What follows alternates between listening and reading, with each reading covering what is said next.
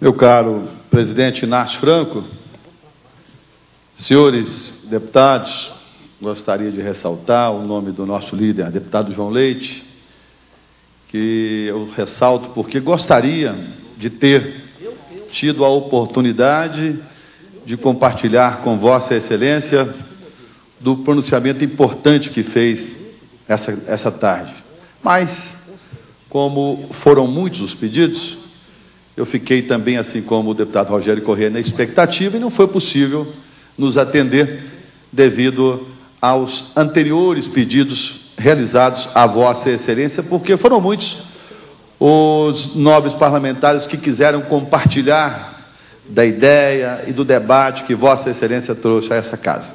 Eu inicio a minha fala reportando a uma parte do que Vossa Excelência trouxe. Quando Vossa Excelência faz e nos dá a oportunidade de buscar uma resposta para uma pergunta que fez, me lembro perfeitamente dela. Algumas janelas da cidade administrativa caíram. Mais do que depressa, a liderança da oposição nessa casa solicita ao Ministério Público a interdição da cidade administrativa. Caíram 3 janelas e a oposição vai ao Ministério Público pedir a interdição da cidade administrativa. Eu acho que, às vezes, algumas pessoas perdem o espaço, a sua localização, a hora e, principalmente, a oportunidade de, às vezes, ficarem também de olhos fechados. Fingir que não viu, porque pior do que falar besteira é fazer. E a oposição poderia, pelo menos, ter ocupado essa tribuna e dito: Minas Gerais, eu quero me sentenciar, porque lá em Brasília não caíram 3 janelas, já caíram 1, 2, 3, 4, 5, 6 ministros, todos por corrupção, todos por roubalheira, todos por desvio de recurso público. Era o caso de nós pedirmos a interdição do governo federal. Solicitar ao Ministério Público que interdite o governo federal, porque a força política hoje no Congresso, ela é uma fartura que jamais foi visto em Brasília, a fartura da posição política da presidente. Capaz até de refazer uma Constituição do modo que queira. Talvez uma Constituição que prime pela cor vermelha. Talvez uma Constituição que atenda os anseios de silenciar a imprensa, conforme tem demonstrado cabalmente o governo federal nos últimos anos, querendo que a imprensa só possa falar aquilo que esteja prescrito numa lei que ela, a poderosa de Brasília e o ex queriam introduzir, mas que não foi ainda levado a cabo, porque a imprensa no Brasil é vigorosa, não silenciou e até o presente momento não aceitou. Eu vou voltar na fala do deputado João Leite, mas seria motivo uma janela que caiu, 2 janelas, 3 janelas que caíram, pedir a interdição da cidade administrativa? Qual seria o foco desse pedido? Qual seria a real intenção desse pedido? Seria atingir alguém? Seria tentar denegrir a imagem de alguém? Sim, na primeira e sim na segunda. Porque nós tivemos em Minas Gerais um governador que pautou especialmente pela administração competente, Aécio e Anastasia. Foi-se o governador para Brasília, para o Senado, assumiu o vice, que já organizava o Estado juntamente com o governador, para dar continuidade a esse trabalho. E será que essa oposição quer mesmo nos ajudar, a construir Minas Gerais? Será que esta é uma prova de maturidade da oposição? Será que esta é uma prova da real intenção da oposição nessa casa? Senhoras e senhores, quando eu falo oposição, há de se dar a mão à palmatória que não são todos. Quero repetir, não são todos. Aliás, uma pequena minoria, que talvez, buscando esconder-se atrás de seus próprios erros, começa a tirar de forma inconsequente, despreparada, tentando atingir um alvo, conforme eu disse, que é o nosso senador Aécio Neves. E isso fica claro porque o ex-presidente Fernando Henrique declarou em uma de suas entrevistas ultimamente que gostaria de ver o mineiro Aécio disputando a presidência. Então daí já se começam as ofensas, já se começam as rasteiras, já se começam a praticar o jogo sujo. Pedir a interdição da cidade administrativa, esquecer e tentar esconder e colocar debaixo do tapete a sujeira vinda de Brasília. Pena que hoje eu não estou com óleo de peroba. Não estou com óleo de peroba porque seria mais uma vez a oportunidade clara de mostrar que o óleo de peroba faz muita falta no nosso meio público. Quero passar a Vossa Excelência, deputado João Leite, uma parte com muita alegria. Muito obrigado. Quero agradecer a Vossa Excelência, porque Vossa Excelência repõe a verdade aqui nesse plenário. Lamentavelmente, o deputado Rogério Correia, ele acha que eu sou obrigado a dar uma parte para ele. Assim que eu tomei a palavra, era o meu tempo de 15 minutos, eu já vi o deputado Rômulo Viegas ao microfone solicitando uma parte. Depois o líder Bonifácio Mourão, o deputado Anselmo Domingos. Eu concedi uma parte aos três. E são 3 minutos que cada um que está fazendo a parte tem o direito. 3 vezes 3, 9. Me sobraram 6 minutos para minha fala. Vossa Excelência compreendeu bem. O próximo que eu deveria dar a parte seria o deputado Rogério Correia. Se eu desse a parte, 12 minutos. Se eu desse a parte a Vossa Excelência, 15 minutos. Que momento que eu falaria? Nenhum.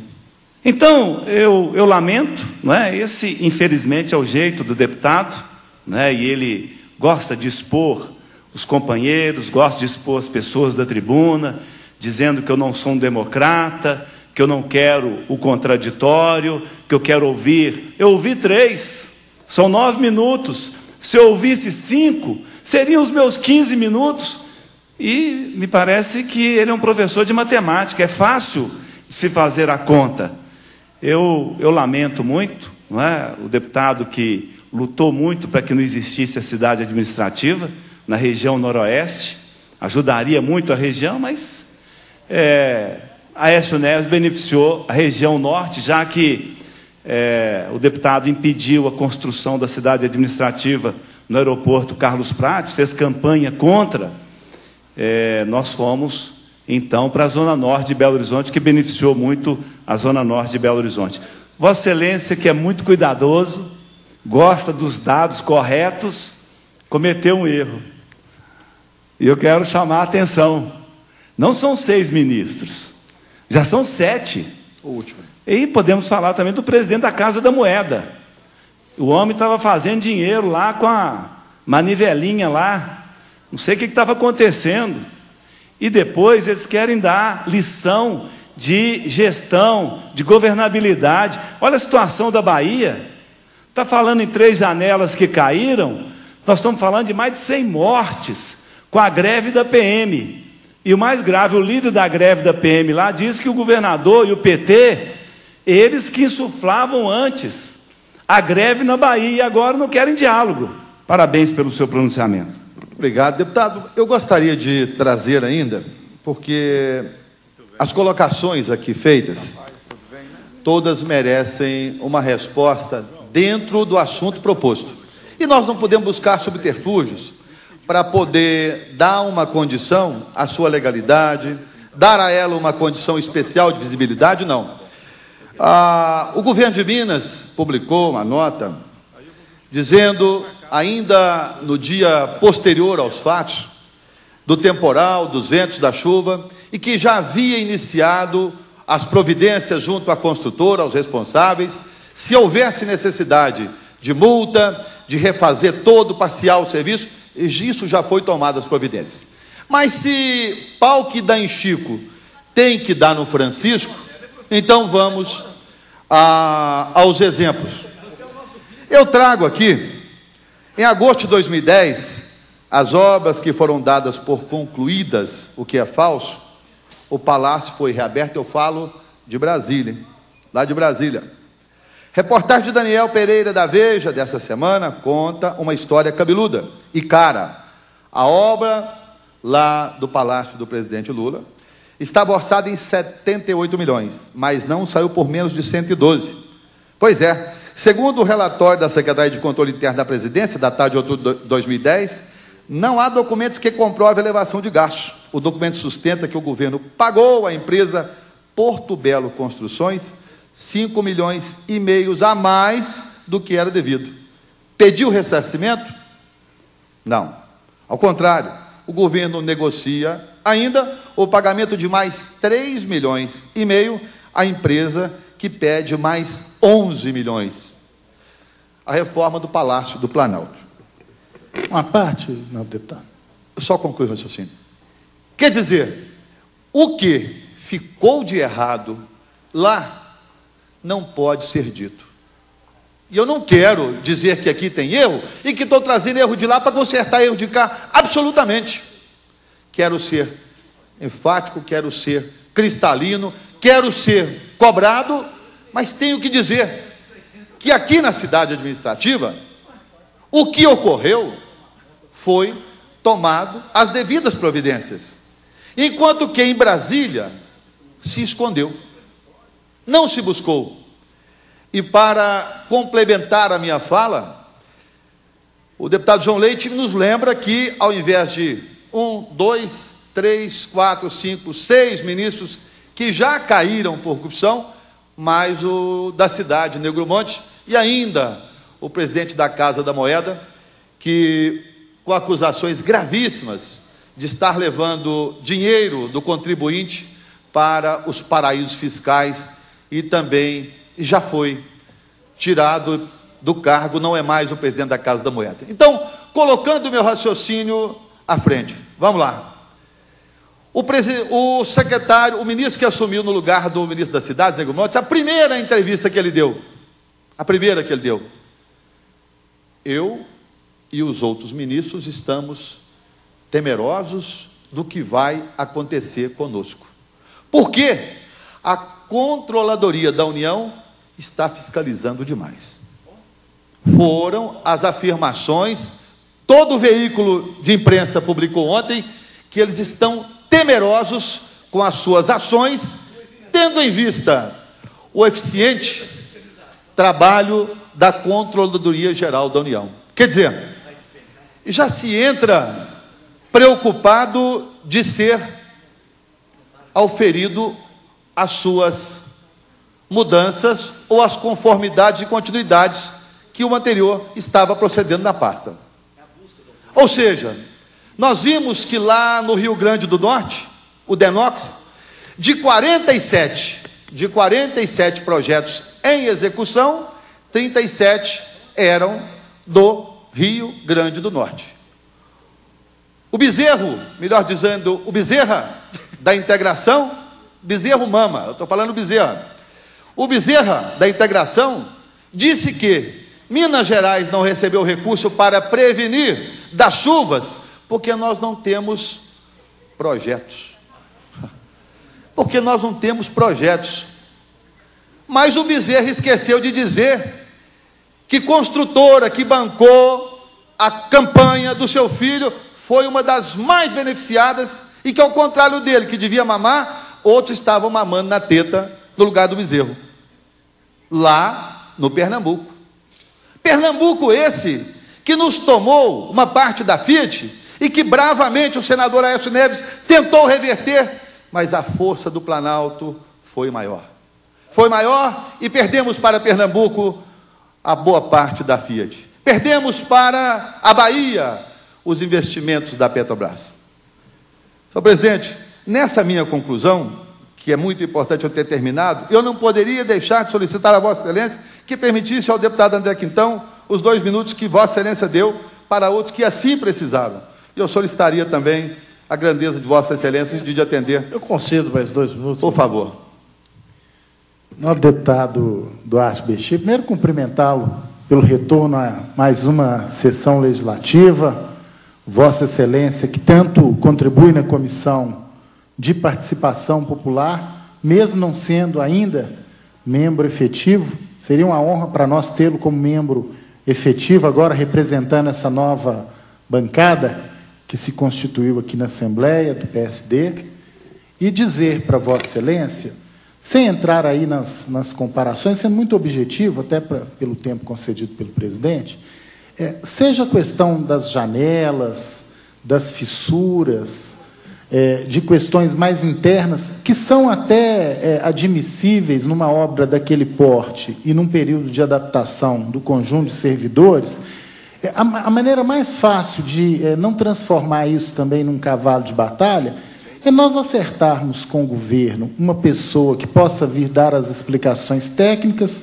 As comissões aprovaram esse tipo de artifício regimental de ouvir, a gente acertar de uma maneira muito tranquila, vão listar por parte das entidades todas as questões colocadas com relação à obra, vamos tecnicamente discutir, ouvir as explicações do governo, primeiro, para a gente dar tranquilidade para o servidor, para a gente fazer o nosso papel, porque pode até parecer uma coisa pequena, entre aspas, né? Mas se eventualmente, né, e graças a Deus isso não ocorreu, mas uma janela, seja pelo vento, ou pela chuva, ou por algum descuido na obra, afeta um servidor, né, não seriam 100 vidas, como na Bahia, mas seria uma vida, e uma vida é tão importante, né, quanto 100 vidas. Então, eu acho que a melhor forma, a Comissão de Obras Públicas aprovou, os sindicatos pediram lá na participação popular, então a gente acerta isso com a liderança do governo, fazer uma reunião tranquila,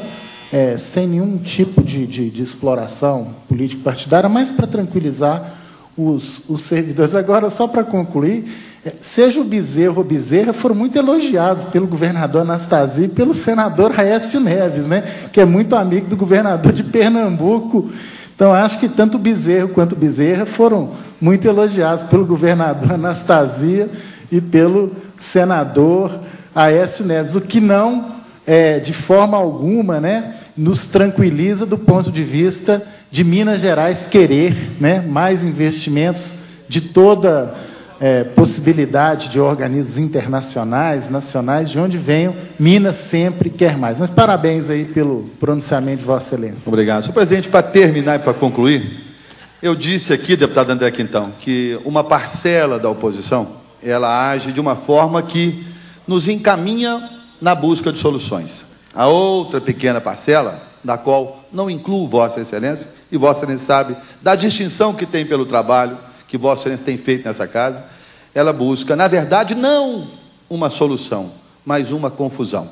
E para terminar, senhor presidente, concluo dizendo, não devemos antecipar o debate da presidência de 2014, buscando destruir a imagem de alguém, e quando eu falo de alguém muito especial, de alguém que todas as revistas que divulgam as pessoas de mais importância no Brasil, de maior interferência no Brasil, falam o nome dele, do nosso senador Aécio Neves, que merece todo o nosso respeito, e mais do que isso, do povo mineiro, a gratidão por ter dirigido essa terra com afinco, com qualidade, dando a Minas Gerais o seu novo valor no Brasil e no mundo. Muito obrigado, presidente.